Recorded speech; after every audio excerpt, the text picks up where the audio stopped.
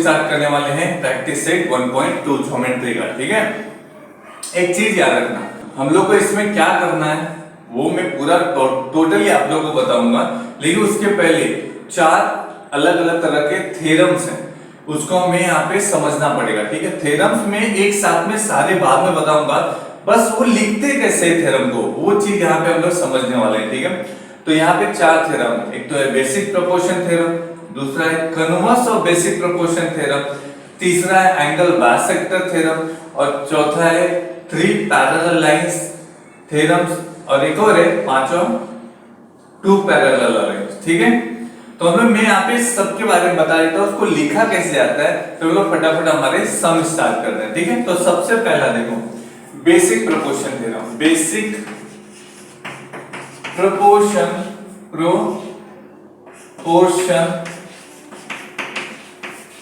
Theorem. ठीक है, basic proportions theorem. ठीक है, अब इसमें होता क्या है ध्यान से देखना, ये डायग्राम है मैंने यहाँ पे ए बी सी दिया, यहाँ पे मैंने डाल दिया पी क्यू। ठीक है, ध्यान से देखना इस चीज को। ठीक है, मैंने ये ट्रायंगल बनाया, बीच में एक पैरेलल लाइन खींच दी, बीसी के पैरेलल क्या हो गया, पीक्यू हो गया। ठीक है, इसमें क्या होता है, पैरेलल लाइन जो होगा ना वो दिया हुआ होगा और तुमको प्रूफ क्या करना होता है, इसमें लिखा कैसे होगा, सेग पीक्यू पैरेलल सेग क्या बीसी के, ये ऑलरेडी दिया होगा तुमको। बेसिक प्रोपोर्शन थ्योरम जब भी यूज करना होता है तो ये चीजें क्या होती है, दी गई होती है।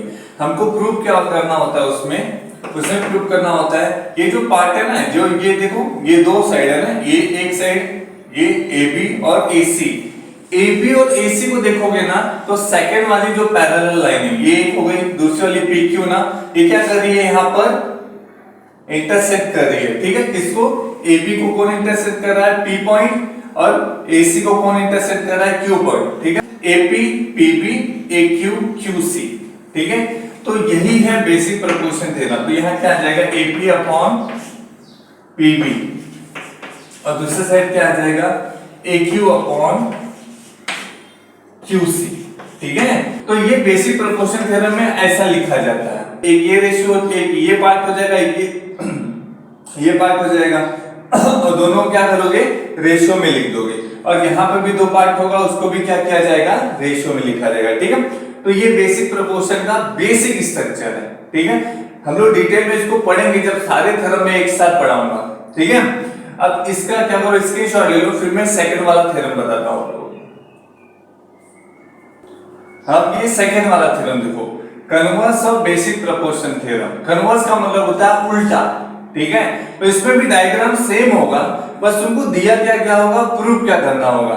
ठीक है, यहाँ पे दिया क्या होगा, यहाँ पे दिया होगा AP अपॉन PB, मतलब रेशियो दिया होगा AP upon PB equal AQ upon QC, ये आपको ऑलरेडी दिया होगा। आपको प्रूफ क्या करना है कि ये लाइन इसके पैरेलल है। ठीक है, ये दोनों को प्रूफ करना पड़ेगा, ये दोनों क्या है, एक दूसरे के पैरेलल है। ठीक है, किस वजह से ऐसा रेशियो बना हुआ है वो तुमको प्रूफ करना है। तो प्रूफ क्या करना होता है, इसमें सेग PQ पैरेलल सेग BC। समझ गया होगा आप लोगों को, ये बहुत सिंपल है। ठीक है, बेसिक प्रोपोर्शन थ्योरम में ये दिया होता है और ये प्रूफ करना होता है, और converse of basic proportion theorem में ये दिया होगा और तुमको ये प्रूफ करना होगा। ठीक है, बहुत सिंपल है, इसका यूज होने वाला है, तो याद रखना इसमें रेशियो दिया होगा और तुमको पैरेलल प्रूफ करना है, किसमें, कन्वर्स में, converse of basic proportion theorem में। और बेसिक प्रोपोर्शन थ्योरम में तुमको पैरेलल दिया होता है और तुम्हें रेशियो प्रूफ करना होता है। ठीक है, तो इसका स्क्रीनशॉट ले लो। अब चलते हैं थर्ड वाले थ्योरम पे। ठीक है, ये भी बहुत इजी है, angle bisector theorem. Angle bisector theorem में क्या होता है मैं तुमको बता देता हूँ। आपने एंगल बाइसेक्ट बनाया होगा 5वीं 6वीं 7वीं 8वीं 9वीं सब में एंगल बाइसेक्टर है। ठीक है, एंगल बाइसेक्टर में क्या होता है, एक एंगल होता है वो बीच में से एंगल बायसेक्ट खींचा जाता है जो एंगल को सेम पार्ट्स में डिवाइड कर देता है, मतलब ये वैल्यू और ये वैल्यू क्या होगी, सेम हो जाती है। ठीक है, ये होता है एंगल बायसेक्टर। ठीक है, देखिए हम लोग यहाँ यूज क्या कर रहे हैं, एंगल बायसेक्टर थ्योरम। तो एंगल बायसेक्टर थ्योरम में जो सॉल्यूशन होता है, जो प्रूव करना होता है, वो लिखा कैसा होता है वो ध्यान देना। क्या होगा, एंगल बायसेक्टर में तीन साइड्स हो गई, यहाँ पे हर ट्रायंगल में तीन साइड्स होती हैं, तो एक दो मतलब ए बी बी सी और ए सी, ये तीन साइड्स है। लेकिन देखो एक साइड के ऊपर क्या हुआ होगा, एक साइड पे एंगल बायसेक्ट होगा जो एक साइड को दो सेम पार्ट्स में डिवाइड करता होगा। जैसे यहाँ पर एसी, एसी को क्या कर रहा है, ये जो बीडी है वो सेम पार्ट्स में डिवाइड कर रहा है। ठीक है, तो इसको कैसे लिखेंगे ध्यान देना, पहले AB के साथ में BC लिखेंगे। यहां पर क्या लिखा जाएगा, AB अपॉन BC। दो साइड जो बची हुई है उसको पहले लिखो AB अपॉन BC, और जो उसके बाद जो एंगल बायसेक्टर जिस साइड्स को कट कर रहा है सेम पार्ट में, वो दोनों के दोनों सेम पार्ट्स को लिखना पड़ेगा। तो इसमें क्या है, AD और DC, AD और DC। ठीक है, तो ये हो गया तुम्हारा एंगल बायसेक्टर। तुम्हें बस इतना याद रखना है कि इसको लिखा कैसे जाता है। अगर आपको ये समझ में आ गया कि कैसे लिखा जाता है, तो आप आराम से 1.2 के ज्यादातर सम सॉल्व कर पाओगे, क्योंकि ज्यादातर सम एंगल बायसेक्टर पे ही बेस्ड है। ठीक है, तो आपको ये समझ में आना चाहिए, ये याद रखना है, ये ऐसा दिया हुआ है तो ये ऐसा भी हो सकता है, ऐसे भी हो सकता है। आप लोगों को बस ये ध्यान देना है, जो दो साइड बच रही है जिसपे एंगल बायसेक्टर नहीं हुआ है, पहले उन दोनों साइड्स को लिखना है, और फिर जिन पे एंगल बायसेक्टर हुआ है वो तीसरी साइड होगी, उसको सेम पार्ट में डिवाइड किया होगा एंगल बायसेक्टर ने, तो उसके दोनों पार्ट्स को लिखना है अपॉन में, रेशियो में करके। ठीक है, तो ये देखो यहाँ पर AB और BC को मैंने एक साथ लिखा क्योंकि इस पे एंगल बायसेक्टर नहीं है। एंगल बायसेक्टर ने किसको इंटरसेक्ट किया है, AC को किया है, इसलिए AC दो पार्ट्स में डिवाइड हो गया, AD और DC, तो उसको लिखा जाएगा। ठीक है, तो इसका स्क्रीनशॉट ले लो, फिर मैं चौथा वाला थ्योरम बता रहा हूं। तो स्टूडेंट हम आ जाते हैं चौथे थ्योरम पे, इसका नाम है 3 पैरेलल लाइन थ्योरम। ये थ्योरम नहीं, एक्चुअल में 3 पैरेलल लाइन थ्योरम नाम दिया गया है इसको, क्योंकि इसमें देखोगे ना 3 पैरेलल लाइन है, 1 2 3। पहले तो एक्चुअल में तुम्हें पता है ना पैरेलल लाइन किसे कहते हैं। पैरेलल लाइन का मतलब जैसे ये लाइन है, सेम इसके सामने मैं एक और लाइन खींच देता हूं, इसको पैरेलल कहा जाता है। बड़ी हो छोटी हो मायने नहीं रखती, सामने होनी चाहिए। पैरेलल लाइन का मतलब होता है वो कितना भी दूर लेके जाओ कभी भी एक दूसरे से मिलेंगी नहीं। ठीक है, तो उसे पैरेलल लाइन कहा जाता है। ठीक है, तो यहाँ पे 3 पैरेलल लाइन है, 3 पैरेलल है ना, AD PQ और BC। तो यहाँ पे सबसे पहले वही लिखा हुआ होगा तुम्हारे क्वेश्चन में, क्या लिखा होगा, सेक AD पैरेलल सेक PQ पैरेलल सेक BC। ठीक है, ये लिखा गया होगा, तुम्हें निकालना क्या होगा उसमें, ये जो पैरेलल लाइंस होती है ना वो क्या करती हैं, दो साइड, ये वाला साइड और ये साइड, वो क्या करती हैं, डिवाइड करती हैं रेशियो में। तो इसको लिखा कैसे आता है, AP upon PP DQ upon QC, ऐसा लिखा जाएगा, AP अपॉन PB और DQ अपॉन QC।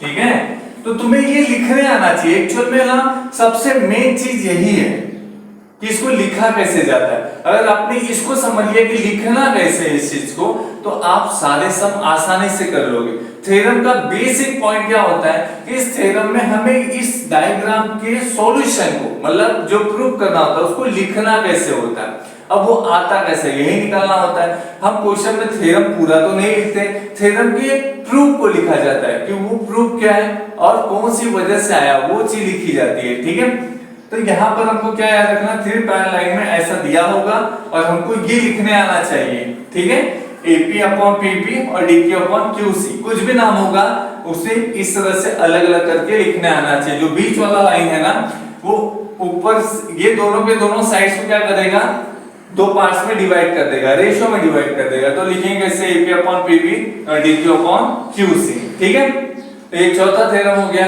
हम लोग क्वेश्चन अपना स्टार्ट करते हैं। कौन सा क्वेश्चन, 1.2 का फर्स्ट। ठीक है, तो स्टूडेंट क्वेश्चन नंबर 1 का फर्स्ट सम है ये। इसमें क्वेश्चन नंबर 1 में करना क्या है, एक्चुअल में आइडेंटिफाई करना है इन विच फिगर रे PM is the bisector of QPR. हमको पता है कोई भी बाइसेक्टर किसी भी एंगल को दो सेम पार्ट में डिवाइड करता है, ठीक है। तो हमें कुछ डायग्राम्स दिए गए, 3 डायग्राम्स है, वो तीनों डायग्राम को तुम्हें सॉल्व करना है और ये बताना है कि कौन सा एंगल बाइसेक्टर प्रॉपर्ली डायग्राम को डिवाइड कर रहा है। तो तुम्हारा क्या आ जाएगा, आंसर आ जाएगा, ठीक है। तो पहला डायग्राम ये है, क्या लिखा हुआ है इसमें, पी क्यू आर, और यहाँ पे पीएम क्या है, एंगल बाइसेक्टर। देखो मैंने पहले बोला था एंगल बाइसेक्टर केवल एक साइड से नहीं हुआ, किसी भी साइड से हो सकता है, यहां से भी हो सकता है, यहां से भी हो सकता है और यहां से भी हो सकता है। तो उल्टा सीधा कैसा भी दिया जाएगा, तुम्हें लिखने आना चाहिए, ठीक है। तो स्टार्ट करते हैं। सबसे पहली चीज क्या लिखेंगे, यहाँ पर एंगल बाइसेक्टर है ना, तो सबसे पहली चीज क्या लिखेंगे, सॉल्यूशन।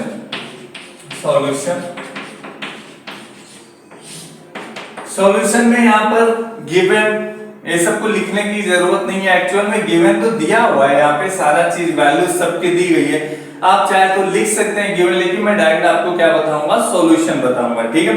तो सबसे पहली चीज अगर हम मान लेते हैं, चलो इसको एंगल बाइसेक्टर ये है, एंगल बाइसेक्टर किया हुआ है, तो हम लिखेंगे कैसे, इसको लिखा कैसे जाता है, मैं यहां से स्टार्ट करूं चाहे यहां से स्टार्ट करूं, चलो यहां से स्टार्ट करते हैं। PQ अपॉन PR, मैंने क्या लिखा है सबसे पहले, PQ अपॉन PR, ठीक है। अब इनका वैल्यू देखो, PQ का वैल्यू कितना है 7 और PR का वैल्यू कितना है 3। एक दूसरे से डिवाइड तो होंगे नहीं, लेकिन अगर मैं इसको 2 से कट करूं दोनों को ऊपर नीचे, तो इसका आंसर कितना आ जाता है, इसको भी 2 से कट करूं, इसको भी 2 से कट करूं, तो 7। अगर मैं किसी को भी 2 से कट करता हूं, मतलब उस नंबर का हाफ करना होगा मुझे, तो 7 का हाफ कितना हो जाएगा 3.5, ठीक है, और 3 का हाफ कितना हो जाएगा 1.5। ये मैंने दो साइड्स ले लिए, दोनों साइड्स। अब ये जो एंगल बाइसेक्टर है, जिस साइड्स को दो पार्ट में डिवाइड कर रहा है, वो वाले पार्ट को लेते हैं, हम लिख सकते हैं QM अपॉन MR, ठीक है। तो यह क्या लिखेंगे, QM अपॉन MR। अब देखते हैं इसका वैल्यू आता है क्या, उसके इसका और इसका वैल्यू सेम आना चाहिए, अगर सेम हो गया तो एंगल बाइसेक्टर है, अगर नहीं सेम हो तो एंगल बाइसेक्टर नहीं है। तो यहाँ पर क्या आ जाएगा, इसका वैल्यू QM का वैल्यू कितना है 3.5 और MR का वैल्यू कितना है 1.5। अब ध्यान से देखो, इसका और इसका value PQ upon PR, QM upon MR का वैल्यू क्या आ रहा है, सेम आ रहा है, ठीक है। तो सेम आने की वजह से क्या हो जाएगा, यहाँ पर ये दोनों इसको लिखा जाएगा, इक्वल हो जाएंगे, PQ upon PR is equal to QM upon MR। अब यहां क्या लिख दोगे direct, ray PM, therefore ray PM is the bisector of angle QPR, ठीक है। हो गया सॉल्यूशन, इतना ही करना है, बस ये दोनों की वैल्यू क्या आनी चाहिए, सेम आनी चाहिए। अगर सेम आ गए तो क्या हो रहा है कि जो ये एंगल बाइसेक्टर है PM, वो QPR को क्या कर रहा है, एंगल बाइसेक्ट कर रहा है, ठीक है। तो इसका स्क्रीनशॉट ले लो, फिर सेकंड वाला करते हैं। अब सेकंड वाला करते हैं, ठीक है। इसमें भी सेम चीज करनी है, आइडेंटिफाई व्हिच फिगर रे PM is the bisector of QPR। इसमें भी ये बताना है जो PM है वो QPR का क्या है, एंगल बाइसेक्टर है, ये प्रूव करना है, ठीक है। सेम आएगा, PR और PQ लेते हैं, ठीक है, PR और PQ, PR upon PQ। PR का वैल्यू कितना है 7 और PQ का वैल्यू 10। मैं कितना भी डिवाइड कर, ठीक है, अगर मैं 2 से डिवाइड करता हूं तो कट हो जाएगा, 3.5 और 5 आ जाएगा, ठीक है। तो डिवाइड करना है, कोई फर्क नहीं पड़ेगा, लेकिन फिर भी डिवाइड करके दे देता हूं मैं, दे देता हूं। यहां आएगा 3.5 और नीचे आ जाएगा 5, ठीक है। मैंने 2 से डिवाइड कर दिया। अब दूसरा वाला पार्ट देखो, ये तो हो गया, एंगल बाइसेक्टर ने RQ को कट किया है, तब उसका दो पार्ट में डिवाइड करो, RM अपॉन MQ, क्या आ जाएगा RM अपॉन MQ। अब RM और MQ, इसका वैल्यू 6 और इसका क्या है 8 है, 6 और 8। अब इसको अगर मैं 2 से डिवाइड करूं तो कितना आ जाता है 3 और इसका आता है 4। और भी मैं अगर 2 से डिवाइड करूंगा तो क्या हो जाएगा, वो आ जाएगा 1.5 और वो आ जाएगा 2। लेकिन क्या हमारा ऊपर वाला आंसर और नीचे वाला आंसर मैच कर रहा है? नहीं ना। तो यहां पर क्या हो जाएगा, therefore PR upon PQ is not equal, ठीक है, RM upon MQ इक्वल नहीं है। इसीलिए रे PM is not the bisector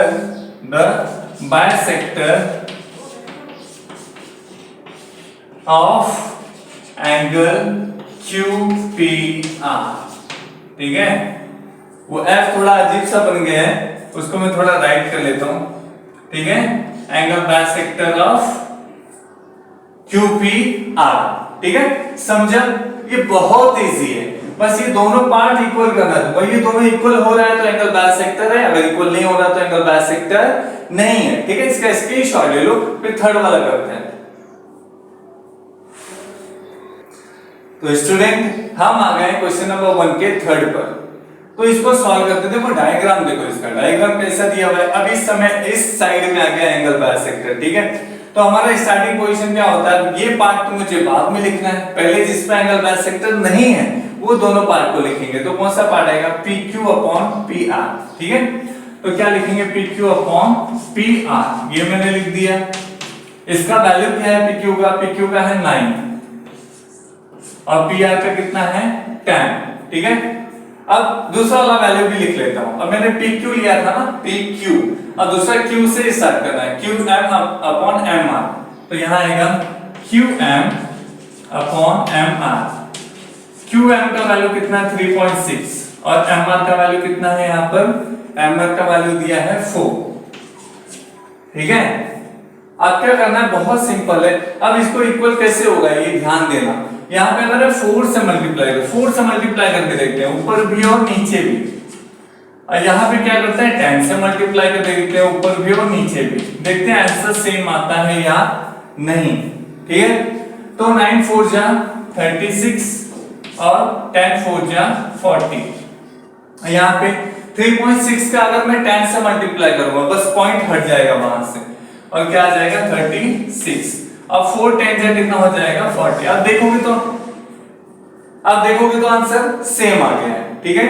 अब आंसर सेम हो गया मतलब ये दोनों के दोनों क्या हो गए, रेशियो भी क्या हो जाएंगे, सेम हो जाएंगे। तो PQ इक्वल हो गया, PQ अपॉन PR इक्वल हो गया QM अपॉन MR के, ठीक है। तो अब दोनों इक्वल हो गए रेशियो। अब दोनों रेशियो इक्वल हो गए तो क्या हो जाएगा, तो रे PM is the bisector of angle QPR, ठीक है।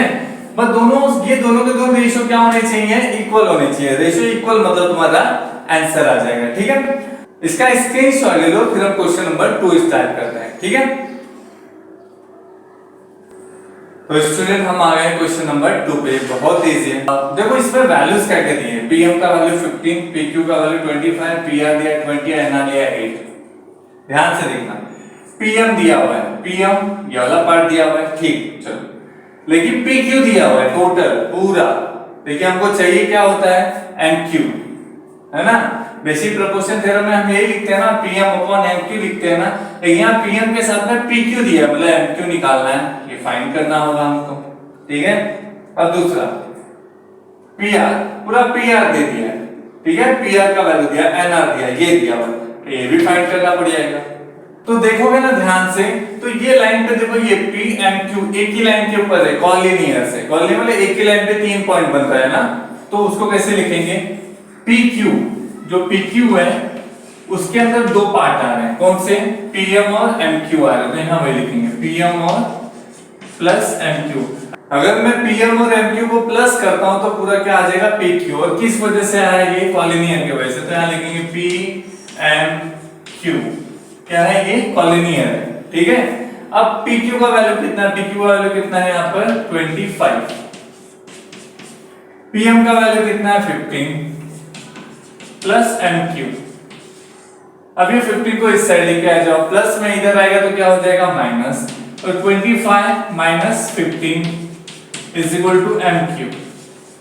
अब 25 में से 15 माइनस करोगे तो 10 आएगा, ये तो पता ही होगा आप लोगों को। तो यहाँ डायरेक्ट लिखता हूं मैं mq इज इक्वल टू कितना आ जाता है 10। mq का वैल्यू कितना है 10। ये हमको फाइंड तो करना नहीं है, लेकिन फिर भी ऐसे लिख लिया मैंने, उसको बॉक्स बना के फाइंड नहीं करना है, हाँ लेकिन उसकी जरूरत है हमें, ठीक है। अब दूसरा वाला पार्ट देखो, ये पी एन आर ये भी पार्ट है, तो यहाँ पे पी आ रहा है ना, टोटल सबसे बड़ा एरिया पी से लेके आर तक पूरा लाइन है ना, तो यहाँ पे वैसे लिखेंगे पी आर दो पार्ट में डिवाइडेड, पी एन और एन आर। यहाँ क्या लिखेंगे P N plus N R. अब ये भी कॉलोनियल है तो इसको भी लिख दो पी एन आर, ये क्या है कॉलोनियल है, ठीक है, ये भी लिख दिया। अब पी आर का वैल्यू कितना, पी आर का वैल्यू देखो पता है हमको कितना है 20, तो यहाँ 20 लिख दो। अब उसके बाद पी एन का वैल्यू नहीं पता, लेकिन एन आर का वैल्यू पता है। एन आर का वैल्यू कितना है यहाँ पर, एन आर का वैल्यू कितना है 8, ठीक है। अब देखो वहां प्लस 8 है, वो इक्वल के साइड आएगा तो क्या हो जाएगा माइनस 8 हो जाएगा, तो यहाँ आएगा 20 minus 8 is equal to P N. तो अब 20 में से 8 माइनस करोगे तो कितना आ जाएगा 12 ना, तो pn का वैल्यू कितना आ जाएगा 20 में से 8 गया 12। मैं इसको थोड़ा सा सीधा करके लिख रहा हूं, आप जैसा है वैसे लिख सकते हैं, ठीक है। तो ये दो वैल्यू हमको निकाला था, ये निकल गया, ठीक है। समझ में आया ना आप लोगों को। देखो जब तक इसका और इसका वैल्यू हमको पता नहीं होगा तब तक हम बेसिक प्रोपोर्शन थ्योरम यूज ही नहीं कर सकते। तो बेसिक प्रोपोर्शन थ्योरम यूज नहीं होगा तो इन दोनों का वैल्यू नहीं आएगा, और इन दोनों का वैल्यू नहीं आएगा तो ये पैरेलल है, ये प्रूफ ही नहीं होगा, ठीक है। तो इसलिए सबसे पहले क्या करना पड़ेगा हमको, कॉलिनियर लेके इन दोनों का वैल्यू फाइंड करना पड़ेगा, ठीक है। तो समझ में आ गया आप लोगों, समझा ना। अब इसका स्क्रीनशॉट ले लो, फिर वाला पार्ट में रफ करके आगे का सॉल्यूशन कंप्लीट करता हूं, ठीक है।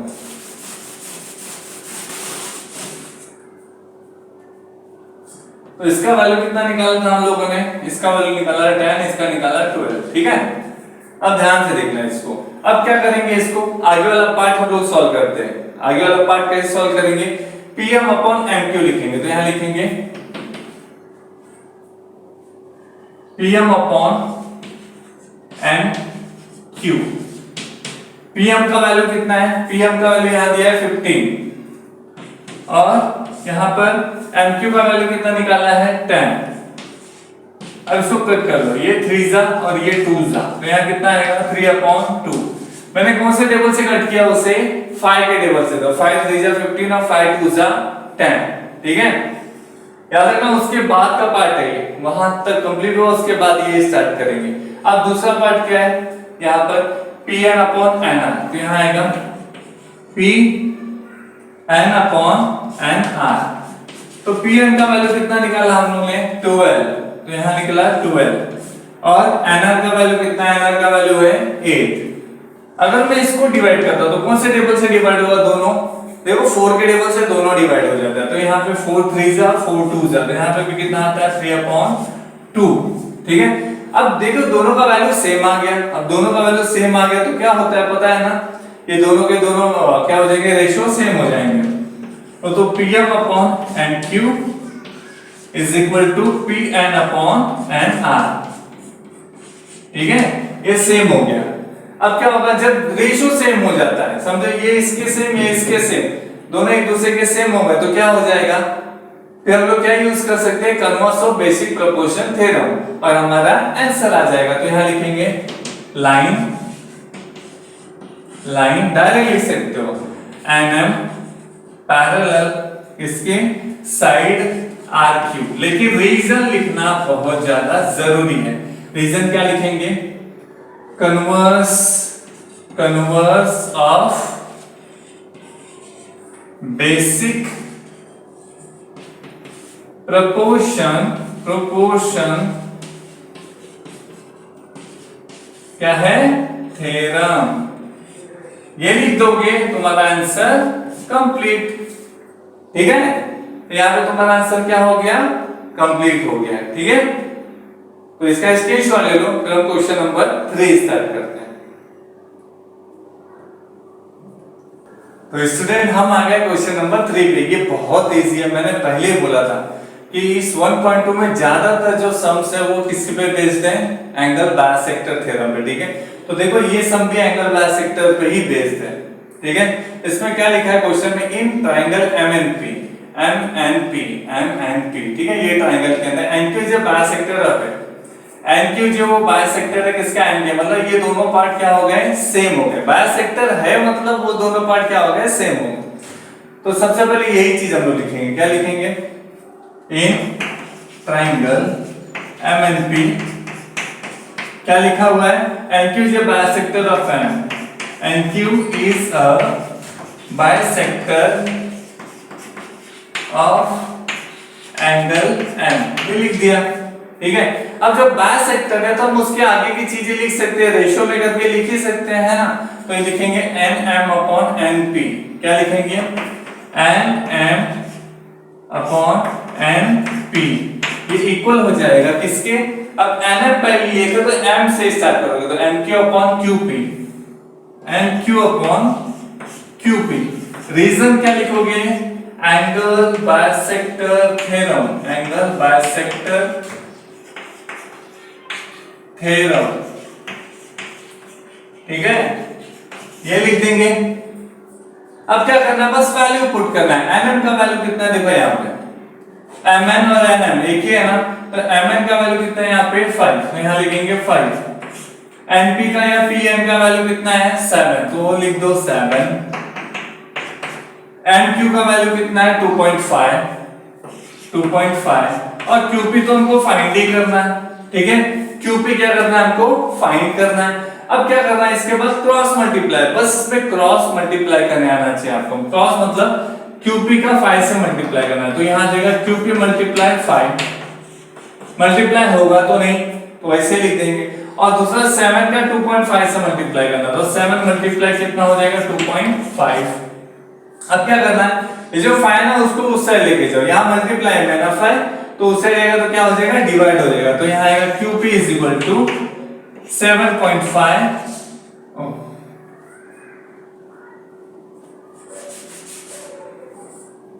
QP is equal to 7 multiply 2.5 upon 5। अब देखोगे ना 2.5 और 5 का हाफ होता है ना 2.5, मतलब 2.5 बन जाए 2.5, 2.5 2 जा क्या हो जाएगा 5 हो जाएगा। तो यहाँ आएगा 2.5 बन जाए 2.5 और 2.5 2 जा कितना आ जाएगा 5 आ जाएगा। ठीक है, तो QP इज इक्वल टू क्या बच गया, अब 7 बन जा 7 ही आएगा और नीचे क्या बच जा रहा है 2। अगर मैं इन दोनों को डिवाइड करूं 7 2, अगर नीचे 2 लिखा है, अगर मैं 2 से किसी भी नंबर को डिवाइड करता हूं तो गारंटी ऊपर वाले नंबर का हाफ हो जाएगा। ठीक है, तो अगर मैं 2 से 7 को डिवाइड करता हूं तो कितना आ जाता है, तो यहां बाजू में लिख देता हूं मैं, QP इज इक्वल टू कितना आ जाएगा, ये इन दोनों को डिवाइड करोगे तो क्या आ जाएगा 3.5। 7 का हाफ कितना होता है 3.5, तो QP का वैल्यू कितना आ गया 3.5। ये हो गया तुम्हारा आंसर। QP का वैल्यू कितना आ गया 3.5। याद रखना ये 7 को डिवाइड किया मैंने, पहले 2.5 बन जाए 2.5, 2.5 2 जा 5, ये दोनों कट किया तो बच क्या रहा है 7 और यहाँ 1 बचा, तो 7 बन जाए 7 आ गया और नीचे क्या बचा था 2, तो 2 लिख दिया। अब 2 से 7 को डिवाइड किया तो कितना आ गया 3.5, तो QP का वैल्यू कितना आ गया 3.5। ठीक है, तो इसका स्क्रीनशॉट ले लो, फिर हम क्वेश्चन नंबर 4 चालू करते हैं। ठीक है, स्क्रीनशॉट ले लो।